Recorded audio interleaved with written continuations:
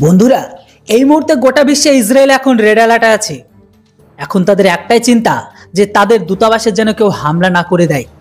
আপনারা সবাই জানেন, যখন থেকে ইসরায়েলের মোসাদ হামাস চিফ ইসমাইল হানিয়ার ওপর আক্রমণ করে তাকে উপরে পাঠিয়ে দেয়, তখন থেকে ইরান আর হামাসকে ধ্বংস করার কথা বলে আসছে। এমনকি কিছু রিপোর্টে এটাও বলা হচ্ছে, ইসমাইল হানিয়ার মৃত্যুর পরে ইসরায়েলের ওপর পাগলের মতো মিসাইল বৃষ্টি শুরু করে দিয়েছে ইরান, এমনকি তার সঙ্গপঙ্গ জঙ্গি দল। এই যুদ্ধে এখন আর থামার কোনো নাম নেবে না। তো এখন এরই মধ্যে আরও একটি খবর এটাও বেরিয়ে আসছে যে ইসরায়েল ইরানের ওপর হামলা করার পরে ইসরায়েলের যতগুলো দূতাবাস আছে গোটা বিশ্বে ছড়ানো, সেই সমস্ত দূতাবাসগুলোতে হামলা করার লক্ষ্যে আছে তারা, বিশেষ করে কিন্তু ভারতেও। কেননা রিসেন্ট ভারত তাদের অস্ত্রকে যে সাপ্লাই করেছে। দেখুন বন্ধুরা, ভারতের মিডিয়া হাউসে বলা হচ্ছে ইসমাইল হানিয়ার মৃত্যুর পরে ইসরায়েলের সমস্ত দূতাবাসগুলোকে হাই অ্যালার্টে রাখা আছে। এখানে শেষ নয়, এই সমস্ত দূতাবাসগুলোকে সুরক্ষা দেওয়ার জন্য দিল্লি পুলিশ, সিআরপিএফ আর কিছু কমান্ডোকে পর্যন্ত ডিপ্লয় করা হয়েছে সেখানে। আর এরা এতটা শক্তিশালী অবস্থা এই কারণেই করা হয়েছে কেননা হামাস পাকিস্তানের খুব কাছের, তারপর আবার ভারত পাকিস্তানের শত্রু, উপর থেকে আবার পাকিস্তানের জিহাদিগুলো যে কারোর ঘরে ঢুকে বিশেষ করে ভারতের ভেতরে হামলা বা ধামাকা করার জন্য সর্বদা তৈরি থাকে। আর দিল্লিতে এমন টাইপের কতগুলো জেহাদি আছে সেটা হয়তো গুনতে গেলে ভুলে যাবেন সবকিছু। আর ঠিক এই কারণেই ভারত সরকার ইসরায়েলের দূতাবাসকে হাই অ্যালার্টে রাখতে হয়েছে।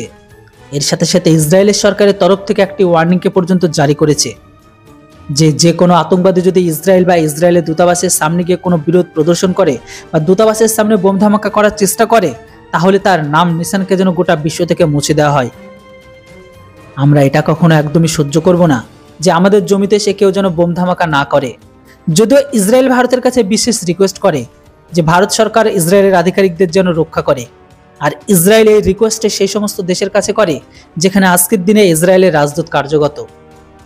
খাড়ির দেশ হোক বা ইউরোপের দেশগুলো ইসরায়েলের দূতাবাসগুলোকে সুরক্ষা দেয় কিনা সেটা তো জানি না, কিন্তু ভারত নিজের তরফ থেকে সম্পূর্ণ বন্দোবস্ত করে দিয়েছে তাদের। ভারত সরকারের সবকিছু দেখায় এই কারণে প্রয়োজন পড়েছে কেননা এই গত 3 বছরে ভারতের রাজধানী দিল্লিতে রাজদূত থেকে কিছুটা দূরে একবার বা দুবার নয়, সেখানে পরপর 2 থেকে 3 বার বোম ধামাকা হয়। যদিও এটাতে কারো এখনো পর্যন্ত প্রাণ তো যায়নি, তবে এটা কম বিস্ফোরকের ধামাকা ছিল। কিন্তু দেশদ্রোহী মানুষগুলো দেখিয়ে দিয়েছে যে চাইলে তারা ইসরায়েল দূতাবাসগুলোকে উড়াতে পারে। কিন্তু আবার ভারত সরকার কোনো ভুল করতে একদমই চায় না, কারণ এই মুহূর্তে ইরানের সাথে সাথে হামাসও পাগল হয়ে গেছে। দেখলে বুঝবেন যে ইসরায়েল হামাসের মুখ্যকে মেরে একটা নতুন যুদ্ধ শুরু করলো। কেননা প্রথম থেকেই তো পাকিস্তান, ফিলিস্তিনি, আজারবাইজান অন্যান্য খাড়ি দেশগুলো ইসরায়েলের খেলাফ ছিল। তখন ইরান আবার এই যুদ্ধে লাফিয়ে পড়ে। ইসরায়েলের সমস্যা তো বাড়বে সামনের দিনে, কিন্তু আমেরিকা কতদিন ইসরায়েলের সাথ দেবে সেটা তো জানি না। কিন্তু আমার হিসেবে ইসরায়েল যদি ভারতের কাছে সাহায্য চায় তাহলে সব রকম ভাবে এগিয়ে আসা উচিত। বন্ধুরা, এর উপর আপনাদের কি মতামত অবশ্যই কমেন্ট বক্সে লিখে জানান। ভিডিও আর ইনফরমেশন ভালো লাগলে চ্যানেলটিকে অবশ্যই সাবস্ক্রাইব করতে ভুলবেন না। Thanks for watching. জয় হিন্দ, বন্দে মাতরম।